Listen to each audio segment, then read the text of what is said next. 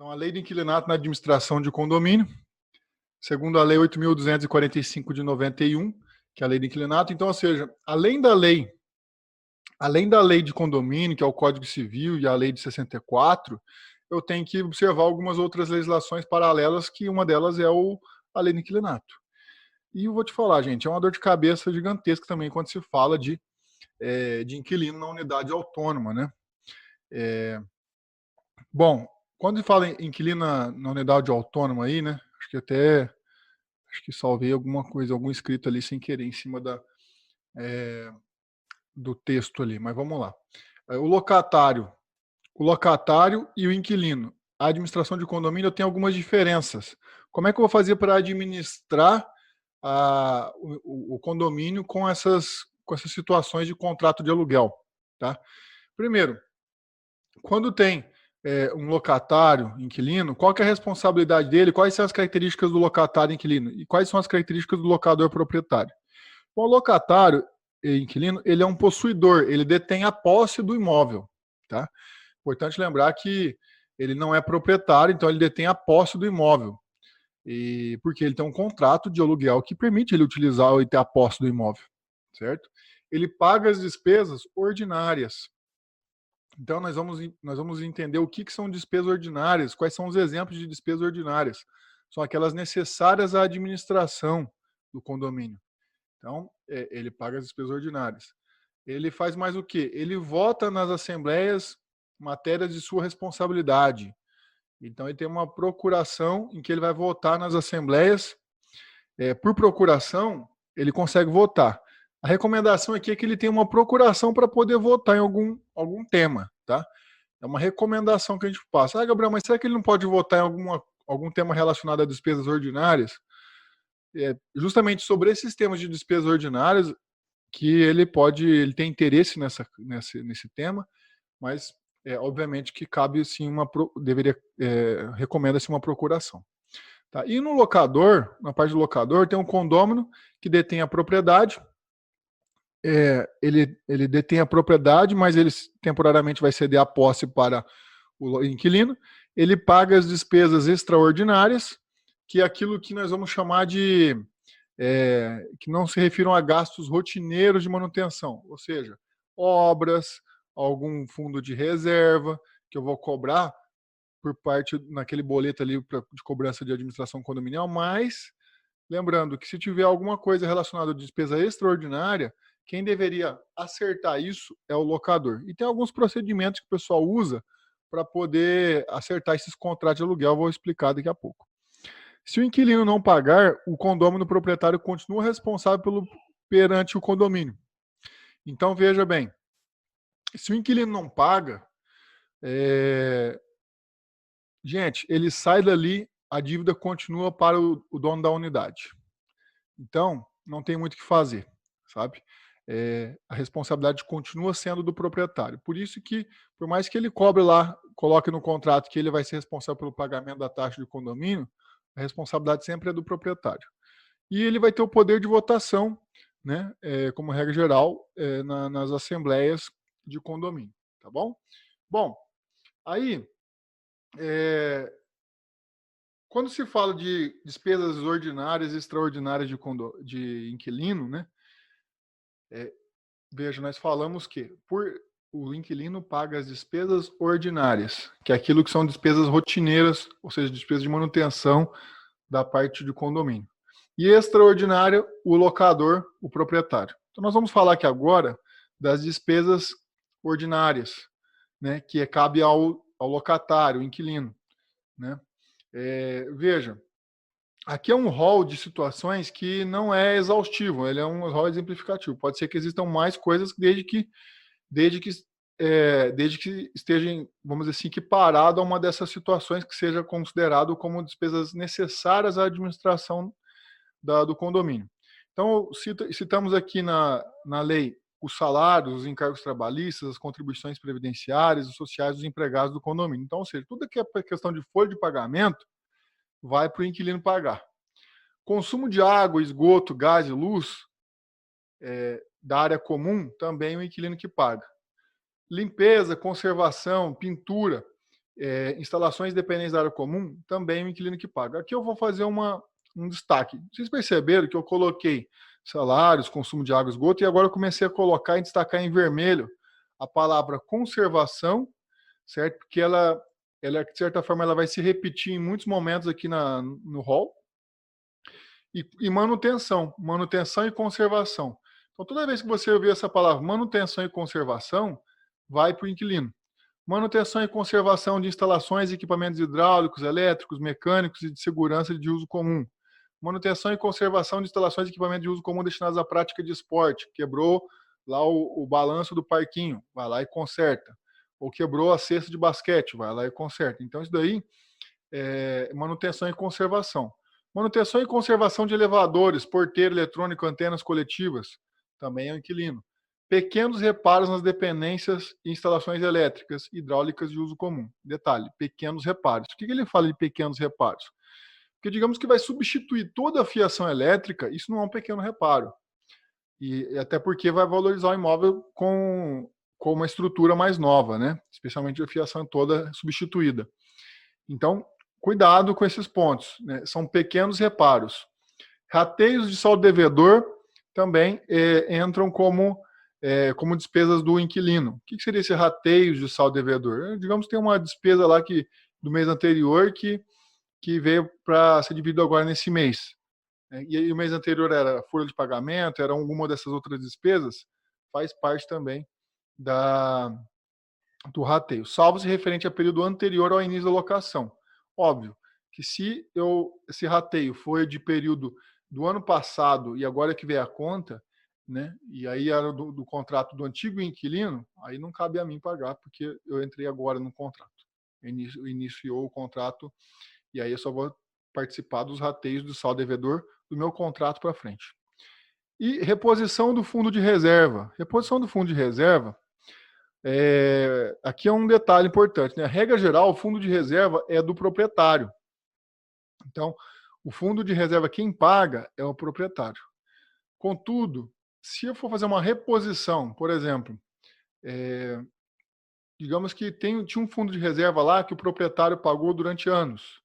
E aí usaram esse fundo para poder pagar um salário e encargo trabalhista, porque esse mês não foi suficiente. Aí teve que fazer naturalmente uma reposição, cobrar mais um valor para repor aquilo que tinha no fundo de reserva. Nesse caso, cabe ao inquilino pagar, certo? Então, essa regra aí que nós temos para os inquilinos, ou seja, os locatários.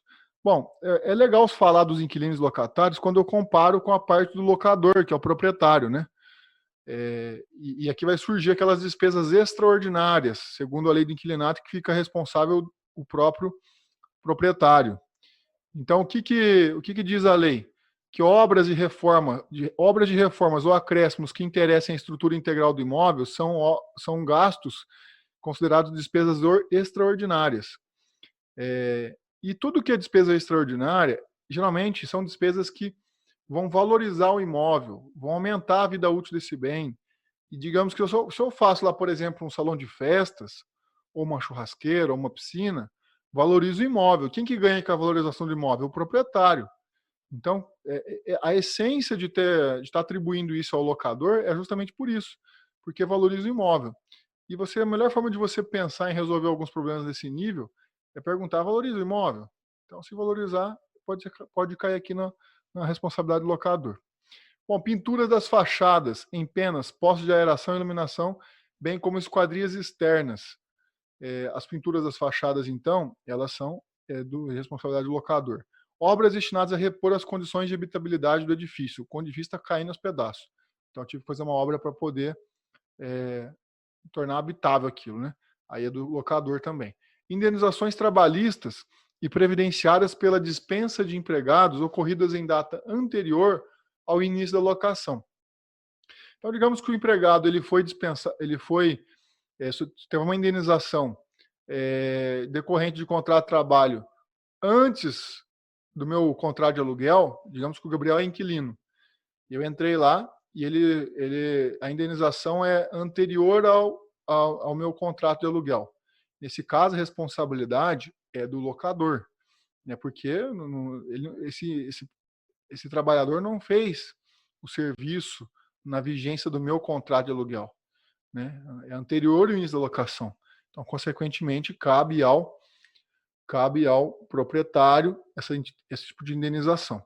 Então, nesse caso, afasta a possibilidade de cobrança do inquilino. E muitas vezes, nesses casos aqui, gente, vocês vão perceber que se o inquilino não fala nada, ele acaba pagando coisa que ele não deve. Tá? Instalação de equipamento de segurança e de incêndio. Isso aqui é interessante também. Se eu for fazer uma instalação, comprei a câmera de segurança, pronto, isso aí é uma instalação de equipamento. O locador que tem que pagar. Agora, fazer a manutenção da câmera, aí vai para o inquilino. Percebe a diferença? Despesas de decoração e paisagismo nas partes de uso comum. Despesas de decoração e paisagismo, como é que eu vou explicar isso daqui?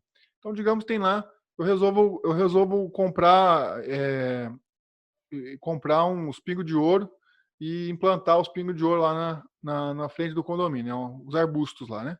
Então, quando eu planto aquilo ali, pode ser que aquilo ali vai ser configurado como uma despesa de paisagismo, né? Você comprou novo, tudo novo, entendeu? Então, nesse ponto, eu vejo que é uma despesa que cabe ao locador. Agora, por exemplo, vou fazer a poda.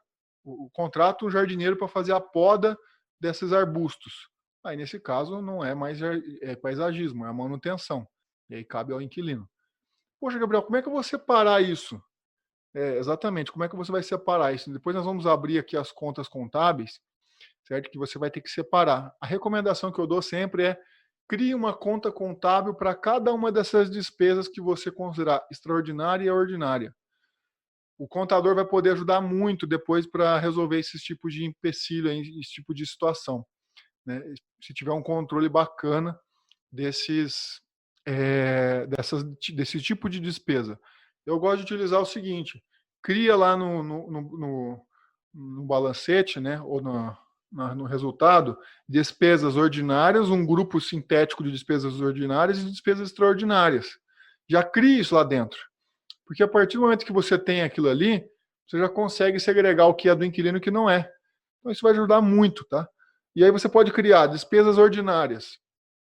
Despesas ordinárias. Você vem lá e cria uma conta. Salários, encargos, aí coloca a parte de salários. O consumo de água, esgoto, luz também você coloca numa conta específica. Conservação de pintura. Então, ou seja, é legal você criar uma conta com essas nomenclaturas aqui, ó. Se você utilizar as nomenclaturas da lei do inquilinato, não vai ter erro. Por quê? Porque justamente é aquilo que vai ser depois levado numa discussão judicial, enfim, digamos, um pedido de esclarecimento por parte do inquilino. Ele vai pedir um demonstrativo e vai ter lá o que é a manutenção de cada um. Obviamente que ele pode pedir as notas fiscais, na justiça, enfim, em qualquer momento. Depois eu tenho que comprovar que aquilo ali é realmente extraordinário ou ordinário, né? De acordo com cada caso. Vou voltar aqui para a questão do locador. Instalação de equipamento de segurança e de incêndio, né? Já falei disso, né? E despesas de decoração e paisagismo, já falei. E constituição de fundo de reserva, né? Já falamos aqui, comparando com o inquilino, que o fundo de reserva cabe ao proprietário. Certo? Só a reposição do fundo que cabe ao inquilino.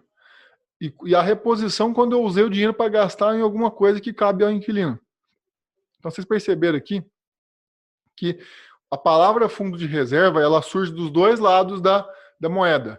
Tanto do lado do inquilino quanto do lado do locador. Regra geral é que essa despesa é do locador, do proprietário. Salvo se eu for cobrar alguma coisa para repor o fundo de reserva de alguma despesa ordinária. Tá bom? Ok, show de bola. Bom, a lei de 8.245 de 91, ao estabelecer direitos e deveres do locador e do locatário, disciplinou, como na lei anterior, que as despesas ordinárias do condomínio cabem ao inquilino e as despesas extraordinárias ao locador. Então, tá aí. Bom, problemas com inquilinos. Esse elenco que a gente apresentou aí, ele não é exaustivo. Se não tiver aí, não significa que não cabe nenhum dos dois. Quem vai pagar o condomínio? Não é assim que funciona. Esse elenco não é exaustivo, é um elenco exemplificativo de situações. E em especial, a lei fala, em especial essas despesas. Então pode ser que existam despesas similares que vão cair na responsabilidade de cada um deles. Perante o condomínio será sempre o condômino e nunca o inquilino responsável pelo pagamento das despesas de qualquer natureza. Então esse é um outro ponto que você tem que levar em consideração. Gabriel, e se o inquilino sai, e aí eu não consigo cobrar mais eu vou lá e pago, né? Porque a responsabilidade é sempre minha como proprietário, paguei. Como é que fica isso daí? E eu perdi esse valor, meu inquilino vai sair assim sem pagar aquela obrigação dele. Não, aí você entra com uma ação de regresso para cobrar aquilo que você pagou no lugar dele, entendeu? Aí cobra isso na justiça. Normas de condomínio, possuidor ou detentor. Então, ou seja, as normas de condomínio vão ter dois lados: o lado possuidor, que é o inquilino, e o lado detentor, que seria o proprietário, que no caso é o locador, tá? Bom, outros problemas aí, possibilidade de inquilino ser síndico. Existe essa possibilidade? Cuidado, porque até existe. Só que tem algumas convenções que falam o seguinte, que o síndico deverá ser um condômino.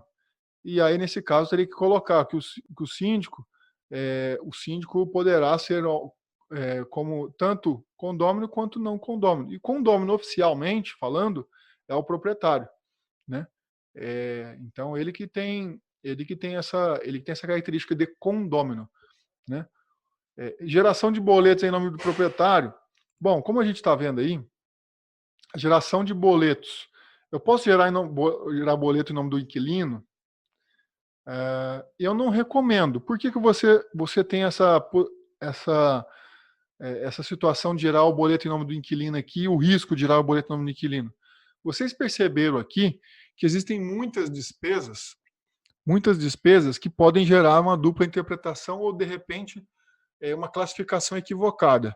Digamos que quando lançaram a nota fiscal lá, lançaram na conta errada. E era uma nota fiscal de obra, ponto. E aí foi aumentando a despesa e classificou errado.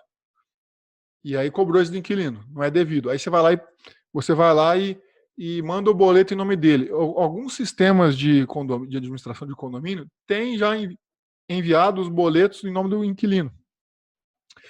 Porém, eu não tenho nada contra isso. Eu não tenho nada contra isso. Desde que você esteja seguro, que tudo que está sendo cobrado do inquilino é realmente devido. Veja, você tem várias coisas para observar. Primeiro, a divisão das despesas por fração ideal ou por unidade, de acordo com a convenção. Segundo, a divisão das despesas, que exclui as despesas extraordinárias. Então tem que tomar cuidado com isso. E se você afirmar para mim, Gabriel, não tem nenhum problema, então não vejo nem empecilho. Agora, qual que é um procedimento que o pessoal faz bastante, eu até recomendo que seja feito? O procedimento é o seguinte: você vai lá, emite o boleto em nome do proprietário. O proprietário manda o boleto para o inquilino. Aí só que lá no boleto está discriminado. Está discriminado assim: despesas ordinárias, tanto. Despesas extraordinárias, tanto. Então, digamos, tem R$ 200 de ordinário e R$ 50 de fundo de reserva. Está escrito isso no boleto, total de 250. O que o inquilino vai fazer? Ele vai entrar em contato com a imobiliária e vai pedir para ser feito o reembolso desse pagamento de R$ 50 de despesa extraordinária no próximo pagamento de aluguel. Então, ele faz isso mensalmente. E o próprio contrato de aluguel já amarra isso. O próprio contrato de aluguel já amarra essa cláusula. Ah, Gabriel, mas o proprietário quer porque quer que seja emitido o nome do inquilino. Será que não tem como? Mais uma vez, eu insisto para vocês, até tem. Porém, tem que ter segurança absoluta que realmente é aquilo. Tá? Confiar bastante no síndico também, porque às vezes ele manda algumas notas fiscais e ele não fala exatamente do que é aquilo. Aí realmente fica difícil. Aí depois vai lá e questiona, aí comprometeu toda a contabilidade e a divisão das despesas. Bom, contrato de locação versus lei, despesas extraordinárias. Bom, aquilo que eu expliquei para vocês, o contrato de locação ele diz isso daí e você não está se eximindo ou se esquivando de não pagar as despesas, jogar a responsabilidade para o inquilino. Não. Você falou assim, despesas extraordinárias, inquilino, vamos fazer o seguinte, você vai me passar aqui o pagamento, o comprovante, que eu vou reembolsar você no próximo pagamento de aluguel, vou descontar no próximo aluguel. Feito isso, está tudo certo. Entendeu? Se não foi feito assim, ele vai lá e executa o aluguel. Bom, o locatário tem o direito de usar e fruir das áreas comuns em igualdade de condições com os condôminos. Então, o locatário tem direito de usar e fruir das áreas comuns. Não tem como falar assim, ó, o locatário não pode usar a piscina, não pode usar a piscina, não pode usar outra coisa, entendeu? Então não pode fazer isso, restringir o direito de usar. Então tem que manter esses direitos para os inquilinos. Tá legal? Bom, é isso daí.